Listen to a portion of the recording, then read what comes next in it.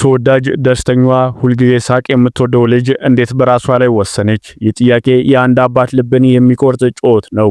የ13 ዓመቷ ፊዮሪላ ነብዩ ልደቷን ለማክበር ወደ አሜሪካ ለመጓዝ እየተዘጋጀች ሳለች ከሳምንት በፊት ሕይወቷን አጠፋች።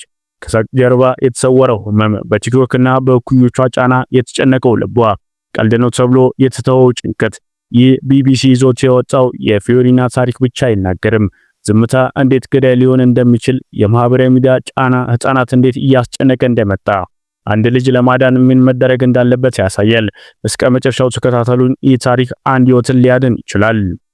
ጥር 4 ለምታከብረው ልደት ዝግጅቱ ተጠናቆ አሜሪካ እንዲከበር የታቀደው ልደት ከወንድሟ ከእህቶቿ ጋር ለማክበር ወደ ዩናይትድ ስቴትስ ለመጓዝ በዝግጅት ላይ ነበረች።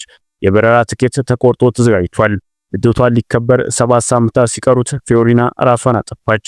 አባቷ ነብዩ ሳሙኤል በእኔ በኩል ምንም ምልክት አላየውም ነበር ይላል። ይህ የመጣ እንደሆነ ማንም የነገረኝ አልነበረም።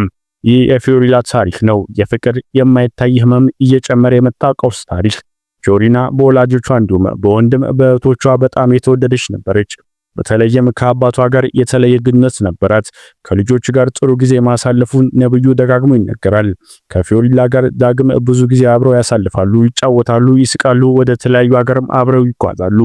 ፊዮሪና በበረራ ወቅት ሁል ጊዜ ከጎን ትቀመጥ ነበር፣ ረዳት አብራሪ ሆነላት ነበር ሲል ነብዩ ያስታውሳል። እሷ ልጄ ብቻ አልነበረችም፣ የቅርብ ጓደኛዬም ነበረች። በቤትም ሆነ በትምህርት ቤት ፊዮሪና በቀልድ በብልሃትና በራስ መተማመኗ ትታወቅ ነበር። አስተማሪዎቿ ብሩህ፣ ተወዳጅ እንደሆነች ይናገራሉ። በቀላሉ ከሁሉም ጋር የምትግባባ ነበረች። እንደ አባቷ ገለጻ ከሆነ ከእድሜዋ በላይ የበሰለች ነበረች። ከእድሜዋ በላይ ብልህ፣ ጠንቃቃ፣ ገንዘብ የማታባክን አዋቂ መካሪ ነበረች ይላል። 4 ልጆች አሉኝ፣ የልጆች ሁሉ ሰብሳቢ፣ መካሪና አስተዋይ ልጅ እሷ ነች ይል ነበር። ፊዮሪና የአባቷን ፈለግ በመከተል ወደ ንግድ ዓለም የመግባት ህልም ነበራት። ስለወደፊት እቅዶቿን ማሳካት የምትመርጠው ፊዮሪና በህይወቷ ውስጥ ምንም ተስፋ መቁረጥ የሚያመለክት ነገር አልነበራትም። አባቷ የሚያውቀውና ህይወቷ ካለፈ በኋላ የተረዳው ነገር ቢኖር ፊዮሪና በድብቅ ስትታገል የቆየችው ጉዳይ እንደነበር ነው።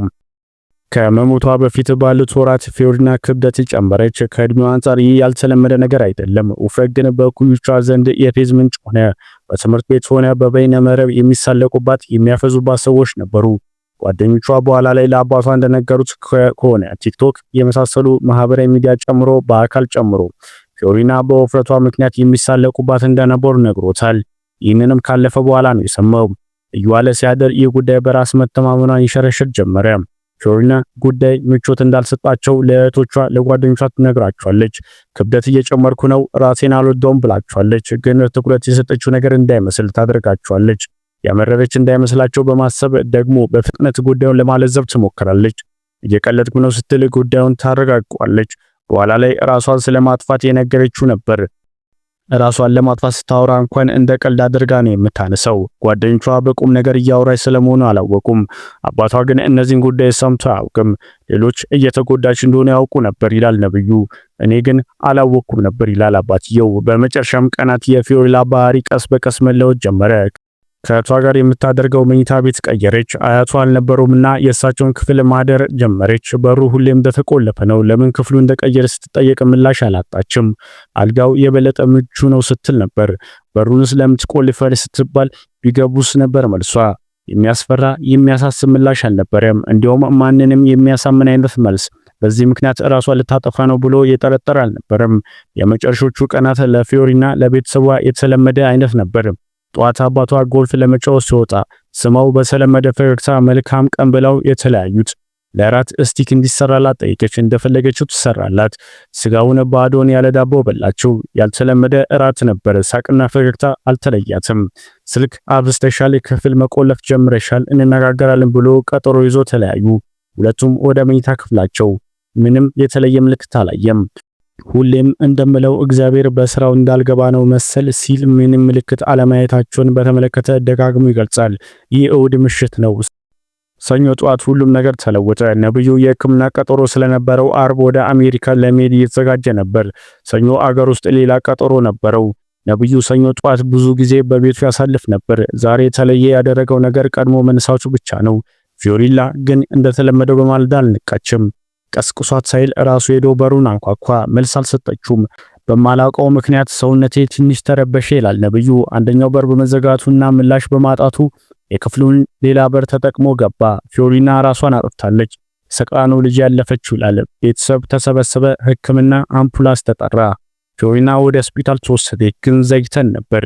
ፊዮሪና 10 ደብዳቤዎች ጽፋ ነበር። ደብዳቤዎቹ ለወላጆች፣ ለእህት፣ ለወንድሟ እንዲሁም ለጓደኞች የተጻፉ ናቸው። አንዱ ለራሱ ለአቶ ነብዩ ለአባቷ የተጻፈ ነበር። አባቴ ሁሉም ነገር ሳሳድገኛል፣ ደስተኛ ነበርኩ። በዚህ ምድር ላይ ያላየሁት ነገር የለም። ሁሉን አይቻለሁ። ምንም አዲስ ነገር የለም። ራስ ወዳድ በመሆኔ ይቅርታ አድርግልኝ። ጥሩ ቦታ ስለሚሄድ ለኔ ደስተኛ ነኝ የሚል ነበር። አባት ደብዳቤውን አነበበ። ሲጨርስ አንድ ጥያቄ ይመላለስበት ጀመረ። በብዙዎች የተወደደችው ደስተኛ ልጅ እንዴት እንዲህ ልትወስን ቻለች የሚል። የስልኳን ፓስወርድ አስቀምጣ ነበር ያለፈችው። ከጓደኛዋ ጋር ስለ ጉዳዩ መነጋገሯን ከስልኳ ለማወቅ ቻለ።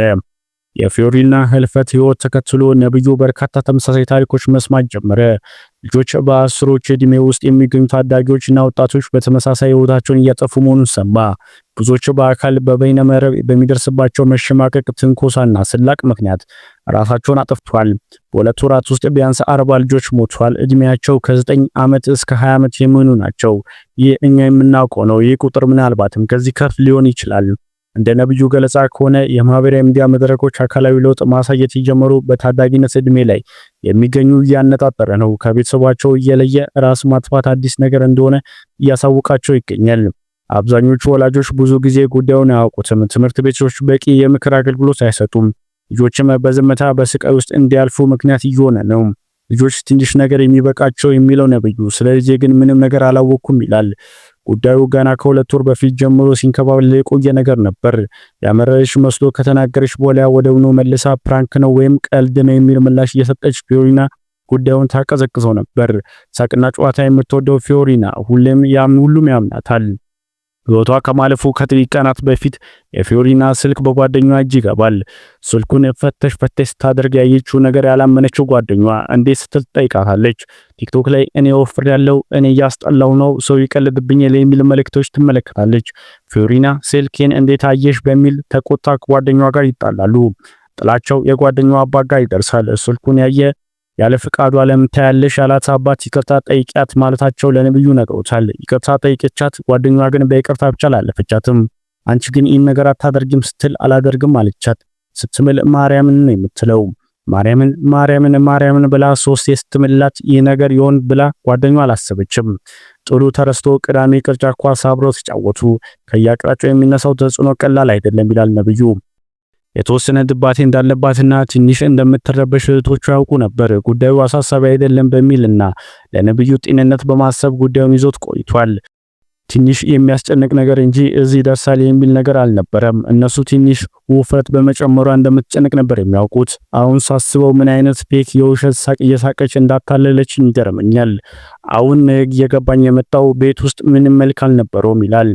የፊዮሪና ህልፈት ህይወት ፈጣን ለውጦች አስከትሏል። ትምህርት ቤት የስነ ልቦና አማካሪ ቀጥሯል። ተማሪዎች ስለ ጥቃትና ስለ አእምሮ ጤና ችግርና ስለ ጭንቀት በግልጽ መናገር ጀምሯል። ብዙዎች ከወላጆች ጋር ፍጹም ያላደረጓቸው ውይይቶች እያነሱ ለአማካሪያቸው እየነገሩ ይገኛሉ። ከአዲስ አበባ ብስክሌት ፌዴሬሽን ጋር በመተባበር ለፊዮሪና መታሰቢያ የብስክሌት ውድድር ተካሂዷል። ይህ የቤተሰቦቿ በኩል የተደረገ የመጀመሪያ ስራ ነው። የልጄን ታሪክ በመናገር አንድ ልጅ እንኳን ማዳን የምችል ከሆነ ይላል ነብዩ፣ ህይወቴ አሁንም ትርጉም ይኖረዋል። ፊዮሪና ከልጅም በላይ ነበረች። እህት፣ ጎበዝ ተማሪ፣ እቅድ፣ ህልምና የወደፊት ግብ የነበራት ልጅ ነበረች። በተለይም ከማህበራዊ ሚዲያ ጫና ጋር ሲጣመር በቁም ነገር መታየት እንዳለበት ባለሙያዎች አጽንኦት ይሰጣሉ። የባህሪ ለውጦች ሲኖሩ ሁሉም ትኩረት ሊሰጣቸው ይገባል ይላሉ። የስልክ አጠቃቀምን ከመጀመሪያ ጀምሮ መቆጣጠር ያስፈልጋል። ወላጆች ልጆቻቸውን ማወቅ አለባቸው፣ ጓደኛቸውን ማወቅ አለባቸው። የልጆቻቸውን ጓደኞች ቤተሰቦቻቸውን ጓደኛ ማድረግ አለባቸው። በትምህርት ቤቶች የስነ ልቦና አማካሪዎች መኖር አለባቸው። ነገሮችን ማለፍ የለባቸውም። ቤተሰቦች ተሳታፊ መሆንና መጠየቅ አለባቸው ይላል ነብዩ። አደርጋለሁ አታደርጉም የተባባሉ እኔ አባቷ ነበርኩኝ ማላውቀው፣ ይህ ግን ካለፈ በኋላ ነው የሰሙት ሲል የራሱን ተሞክሮ ይገልጻል።